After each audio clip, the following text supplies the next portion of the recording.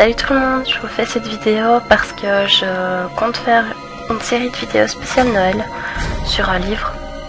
Et vu que c'est un livre, ça me demande énormément de boulot pour préparer ces vidéos. Donc je vais essayer de vous préparer quelques creepypasta ou légendes urbaines que je mettrai quand même au mois de décembre au cas où vous n'appréciez pas trop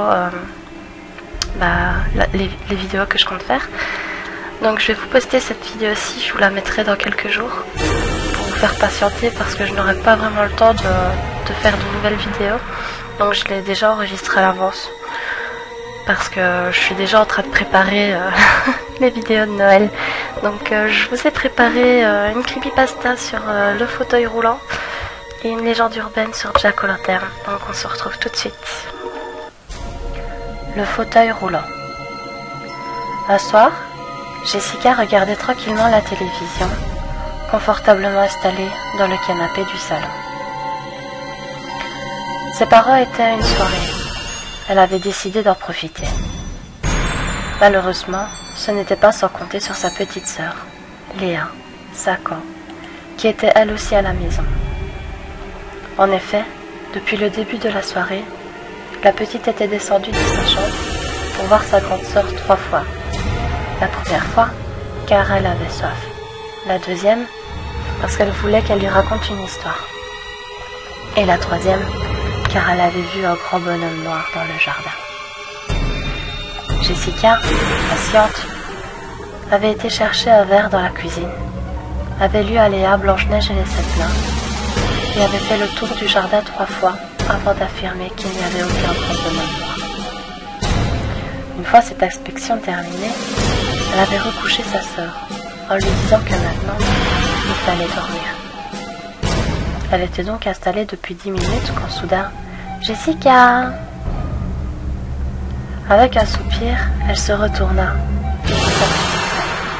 les yeux ensommeillés et son doudou à la main. Elle lui fit signe de la rejoindre. La petite s'installa dans le canapé et se blottit contre elle. « Qu'est-ce qu'il y a encore ?» lui demanda sa grande sœur. « J'ai fait un cauchemar. Je t'ai déjà dit qu'il n'y avait personne dans le jardin. » Soudain, le film que regardait Jessica s'interrompit et laissa place à un homme en costume. « Mesdames, mesdemoiselles et messieurs, bonsoir. Je suis navrée d'interrompre votre programme, mais l'hôpital psychiatrique de la région nous signale à l'instant l'évasion d'une folle extrêmement dangereuse, coupable de 6 meurtres d'une extrême violence, qui n'a pas été incarcérée, mais placée. Au vu de son état mental, elle est cul-de-jatte et se déplace en fauteuil roulant. Si vous l'apercevez, ne vous approchez surtout pas, ne tentez rien et appelez immédiatement la police, qui interviendra le plus rapidement possible. Barricadez-vous et prévenez votre entourage. Merci de votre attention. Jessica blêmit. En effet, l'hôpital se trouvait à quelques rues de chez elle seulement. Elle était tétanisée. Puis soudain, elle se reprit. Elle se leva, ferma les volets du salon, se rendit dans la cuisine où elle tira les rideaux de la baie vitrée, faute de mieux. Inspecta la fenêtre de la chambre de ses parents, verrouilla la porte d'entrée et monta à l'étage où elle referma les fenêtres de la salle de bain et de la chambre de sa sœur qui était entr'ouverte. Une fois qu'elle eut terminé, elle coucha sa petite sœur et se mit elle-même au lit. Quelques minutes plus tard, elle entendit frapper à sa porte. Une fois de plus, c'était Léa qui voulait dormir avec elle. Jessica accepta.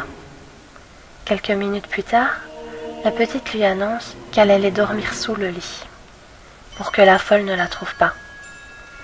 Elle n'y fit pas attention. Dans la nuit, à moitié endormie, elle entendit des bruits étranges suivis de frottements. Le lendemain matin, quand elle se leva, elle descendit directement au rez-de-chaussée pour voir ses parents. Elle entra dans la salle à manger et vit son père assis devant son petit déjeuner, en train de lire le journal. Elle le salua et commença à lui raconter les événements de la veille. Constatant qu'il ne répondait pas, Jessica s'approcha et lui enleva son journal des mains. Il était décapité. La jeune fille étouffa un cri d'horreur.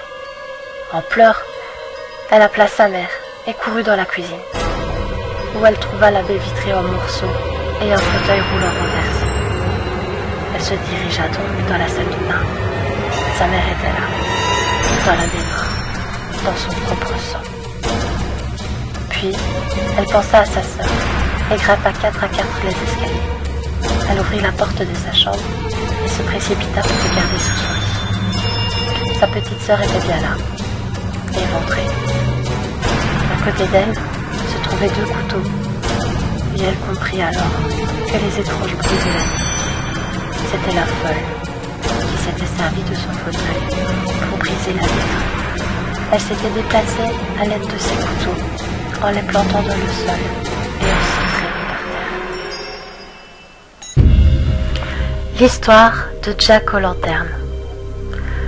Jack, un forgeron irlandais, un soir, il eut la malchance, la nuit d'Halloween, de rencontrer le diable dans un pub. Ayant trop bu, il était sur le point de tomber dans les griffes du malin. Mais il réussit à embobiner ce dernier en lui offrant son âme en échange d'un dernier verre. Satan prit alors l'apparence d'une pièce pour payer le tavernier, et Jack s'empressa de la glisser dans sa bourse. Et comme Jack avait une croix en argent dans sa poche, le diable ne put à nouveau changer de forme. Jack refusa de délivrer le démon avant qu'il ne promette de ne pas réclamer son âme avant 10 années. Et le diable accepta. 10 ans plus tard, Jack le croisa au détour d'un chemin. Le malin voulait son dû. Jack eut alors une idée. Il lui dit « Je vais te suivre, mais avant d'y aller, veux-tu me donner une pomme de cet arbre ?» Satan, considérant qu'il n'avait rien à perdre, grimpa sur les épaules de Jack pour prendre une pomme.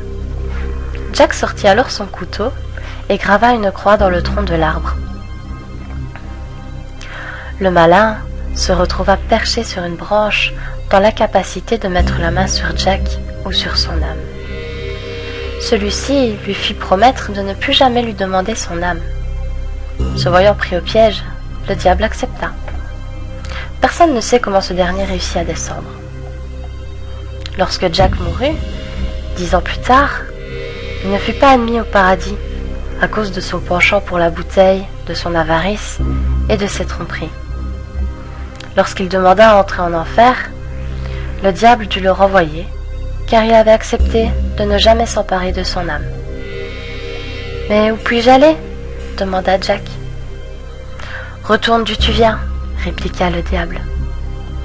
Fouetté par le vent et plongé dans la nuit noire, Jack supplia le malin de lui donner au moins de la lumière, pour qu'il retrouve son chemin. Le diable, pour en finir avec lui lança un charbon ardent qu'il avait sorti du feu de l'enfer. Pour éclairer son chemin, et pour éviter que le feu ne s'éteigne sous l'effet du vent, Jack la plaça dans un navet qu'il était en train de manger. Depuis lors, Jack est condamné à errer dans les ténèbres, sa lanterne à la main, jusqu'au jour du jugement dernier. Jack aux lanternes est devenu le symbole des âmes damnées. Lorsque le nom de Jack aux lanternes apparut pour la première fois dans un livre, en 1750, il faisait référence à un veilleur de nuit ou à un homme portant une lanterne.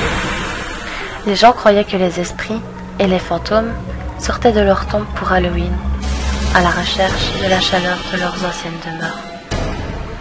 Les villageois, redoutant de recevoir la visite de fantômes des occupants du passé, se costumaient et parcouraient les chemins pour effrayer les esprits.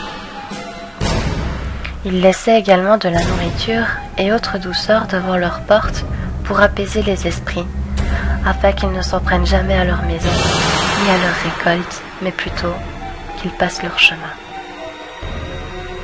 Ils se mirent aussi à évider des navets pour leur donner un visage, peint ou creusé, et mirent des chandelles à l'intérieur, dans l'espoir que cette figuration d'une âme damnée ferait fuir les esprits.